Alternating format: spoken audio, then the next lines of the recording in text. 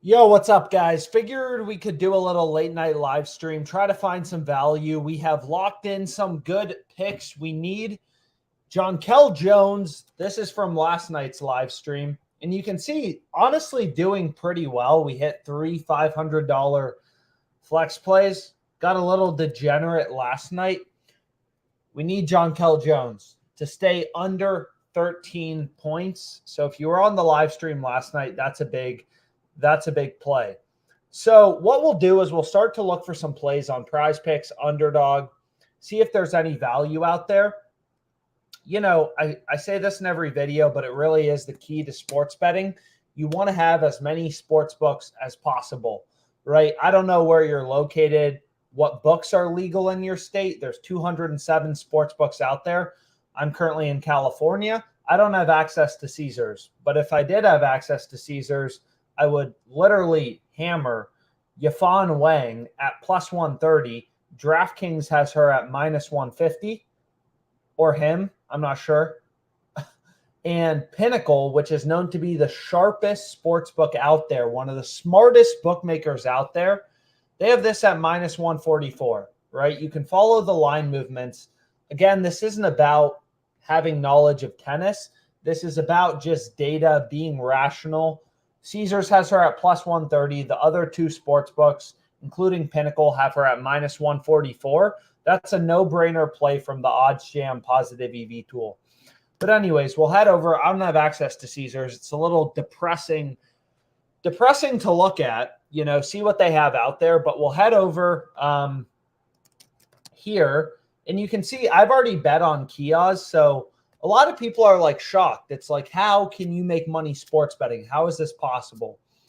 And again, like most of these books have maximum betting limits that are kind of low. So sports betting is a great side hustle, but you can see if I try to bet on like Kios again, if I try to bet on this player again, you know, let's put $15 on this. They're going to say, oh, you've already hit your max on this player, your max bet size. So that's kind of how sports books get you is, you know, this is a great side hustle to make some money. But again, like, you know, you're not going to be able to bet $1 million as your bankroll grows. So I've already placed some of these bets previously, but we can start building another slip on Underdog Fantasy, which is a platform available in most states in the United States. So like, again, if you haven't already played this, if you weren't on the last live stream, Kios under 31.5 kills, right? Why is this play good? And it's pretty simple, right? Like if you look at the other 4 data points we have, as a sharp bettor, if you take anything from this live stream, doesn't matter if you use OddsJam or not, this is going to make you a lot more money, is find value in the market, right? So Kios's line is 31.5 on Underdog. I mean, ParlayPlay, literally every other sports book has this guy's line at like 27.5 or, 28, 27.5. So like clearly Underdog Fantasy is screwing up big time. And again, like esports, there's just so many games. There's so much crap to bet on. Books cannot manage their lines, and that's opportunity for us as sharp bettors, right? So anyways, let's go ahead. Let's look for some plays. Let's look for some value. I mean, another thing you could do with this play on Kios is you could take his under, right? You could take his under on Underdog, his under on Underdog, right? Underdog has his line at 31.5. You could take his over on ParlayPlay. That's not a bad solution. And now you have a beautiful middle bet, right? You're literally day trading the sports books, taking advantage of inefficiencies. Underdog has this guy's line at 31.5. ParlayPlay's at 27.5. Take the under here. Take the over on ParlayPlay. That's a huge gap. 4 kills. You will never see this level of discrepancy in like the NBA player points, right? You're never going to see a book at 27.5 and another one at 31.5. It's just because esports markets, there's so many games. Books do not know how to manage their lines. And honestly, that's just opportunity for us as sharp bettors. But anyways, let's go back here. I know I already hit a fair amount of plays actually. So what we can do, Jones, you got to stay under. I have Jones under kind of everywhere. So praying our girl stays under. But anyways, here's another play, right? I've already hit my max bet size on kiosk. And again, like some people, people are so data driven in kind of their day-to-day life. I don't know what it is about sports betting. People kind of forget to follow the data, but that's really what works, right? That makes money. So Isaac's line is 33.5 on Underdog. The other 3 fantasy platforms, again, even if you don't use them all, their lines, all these books, PrizePicks, Underdog, these are $2 billion companies. You're not going to outmodel them, right? They're moving around lines based on where action's coming into the market.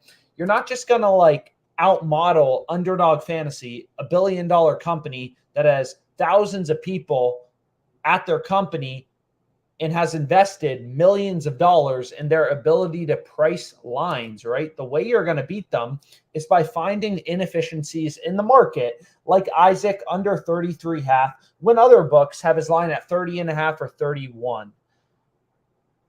So this will be the first play I lock in. If you want to tail it, go ahead, tail it now. They move lines pretty quickly. Once, they start getting real action. So we found 3 plays with an edge. I'm never going to say a play is a lock, can't win every bet. It's just kind of how it is. It's a volume game. Like this play lost kind of sucks, but like, that's just kind of how it is. When you're betting, you want to find plays with an edge, and that means you win long-term. Nobody can win every day. Whoever says they win every day is full of crap.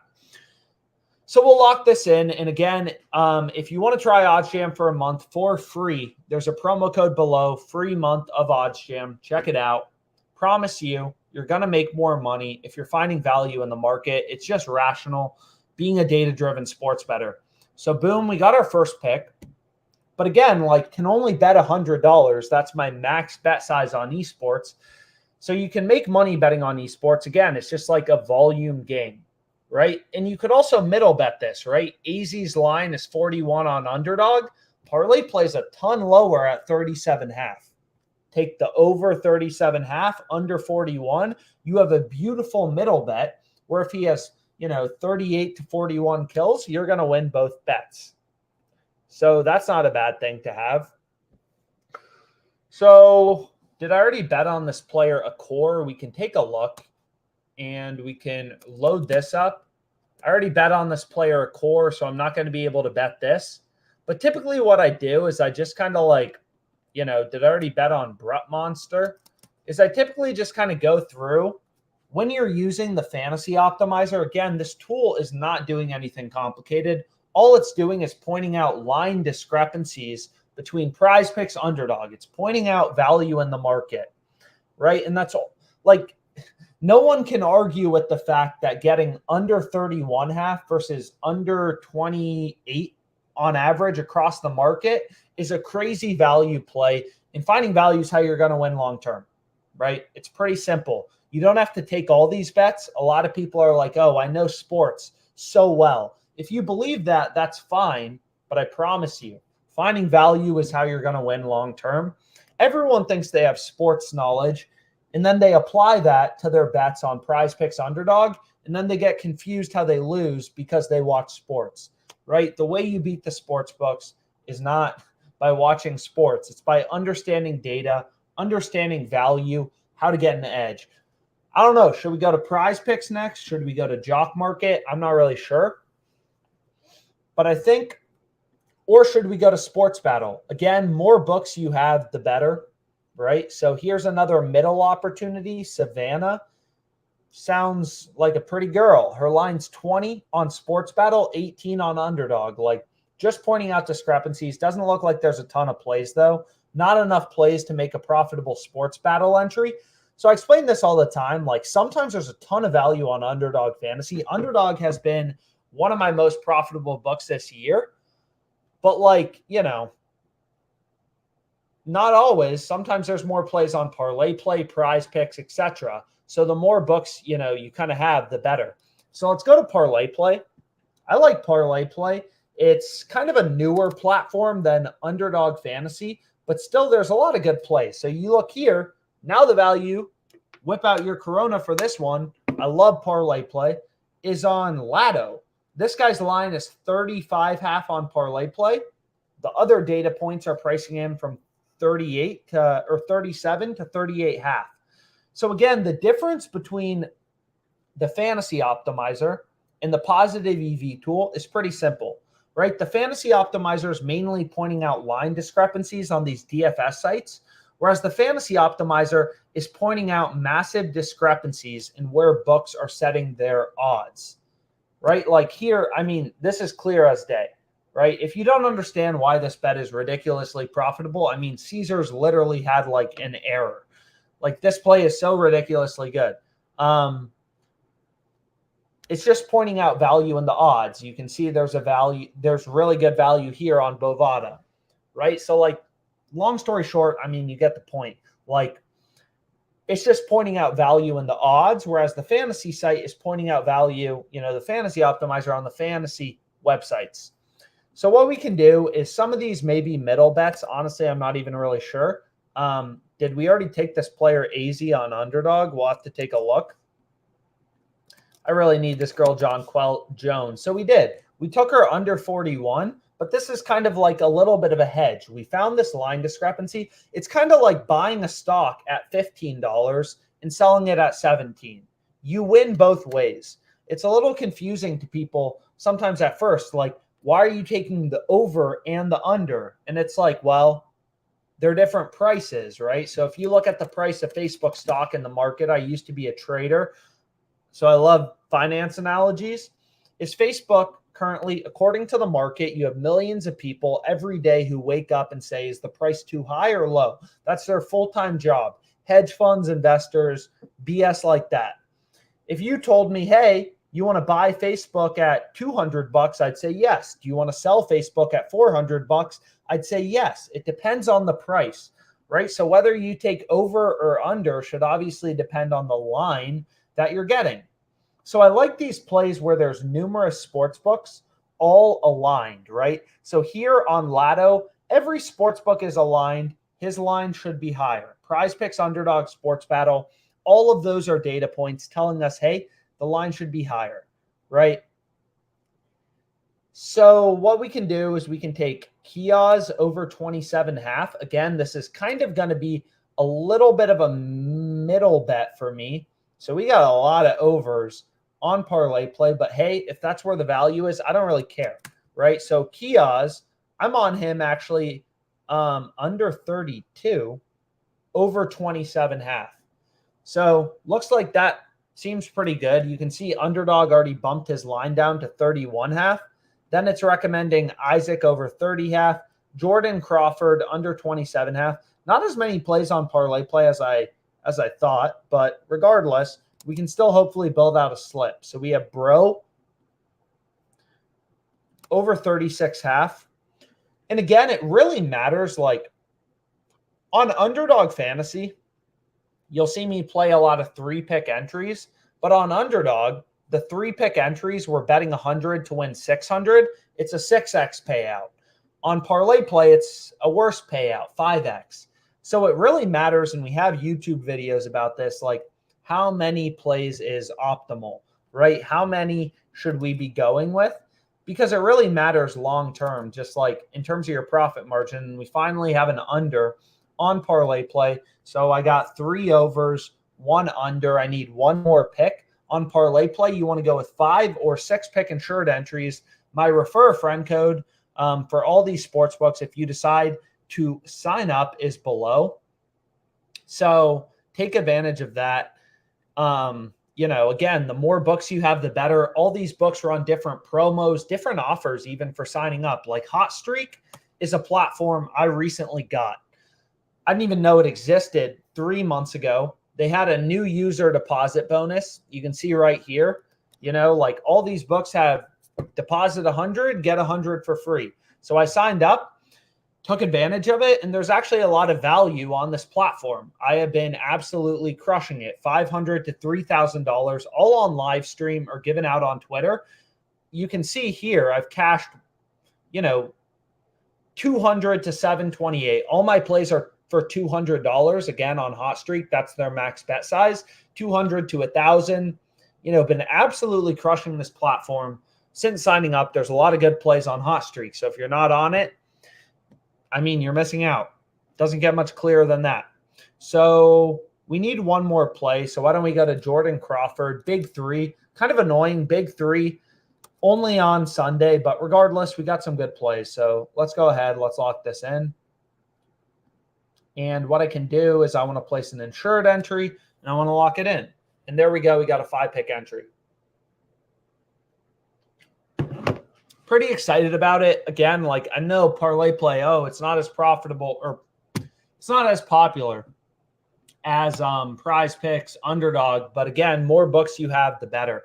Jonkel Jones, let's stay at that number of points. So WNBA Liberty. Okay, it's halftime. So we need her to have, she's at 5. We have her under 13. It's looking good. We'll see. We'll see. But anyways, we can go back here. And again, I'm currently in California, not a ton of sports books available. But Fliff is one sports book, but you can see there's no bets available right now. Maybe if we increase the odds, no bets available. FanDuel, DraftKings, Caesars are the most popular sports books. You can see there's some good soccer plays. I used to bet on FanDuel a lot. It's not currently legal where I'm located, but you'll see me give out FanDuel plays when I'm in a state where it's legal. But yeah, it's a great sports book. Damn, it's a great sports book to have. And here you can see there's good value at plus 230. But anyways, let's go back here and let's try to find some plays on PrizePicks. So here, I don't really like these plays, or I prefer to middle them. When there's only 2 sports books posting lines, here you can see PrizePicks has, this guy's line at 32.5. Let's go back here. PrizePicks has this guy's line at 32.5. Underdog Fantasy at 29.5. So this is a great middle play. Again, you're never going to see LeBron's points line at 29.5, 32.5. Right? You're just not going to see it, right? These discrepancies, the value, the middles, you're going to find them in esports. No other sport, right? So under 32.5, over 29.5. Very simple. It's just data. You don't have to know anything about esports. Over 29.5, under 32.5. If he has 30, 31, or 32 kills, you win both bets. It's pretty simple. That's a really profitable middle. 10%, right? But I don't, it's it's less clear what side of the market is wrong. So here's a really good middle bet. If you're lucky enough to be in a state with FanDuel and PrizePicks, Jake Meyer, CFL play. PrizePicks has his line at 230.5. Look at FanDuel, 254.5, right? You can middle bet that, a 24-yard middle. So that's a crazy play. And is there anything else we like on PrizePicks? There's not a ton of value on PrizePicks right now.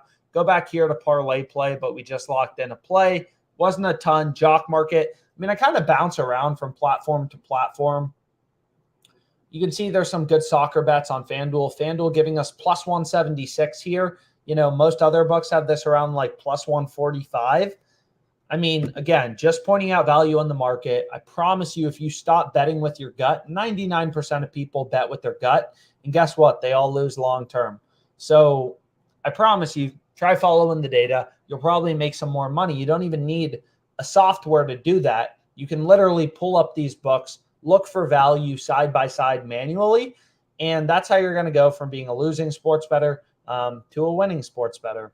So we can take a look here. Anything else we like on Underdog that's not a middle? Middles are just, they're kind of boring. Here's a 2-kill middle, 11. Imagine seeing Anthony Davis's rebound line at 9.5 on one book, 11.5 on another book. It's not going to happen, right? This is a crazy value middle. So anything we want to play on Underdog, we should probably go now. So maybe we take Brute Master over 36.5, PrizePicks, ParlayPlay, the 2 data points we have in the market, have this line at 38.5. They moved it up to 37. They bumped it. So some of the value went away. But regardless, we locked in some plays. Hopefully the stream was helpful. And appreciate your all's time.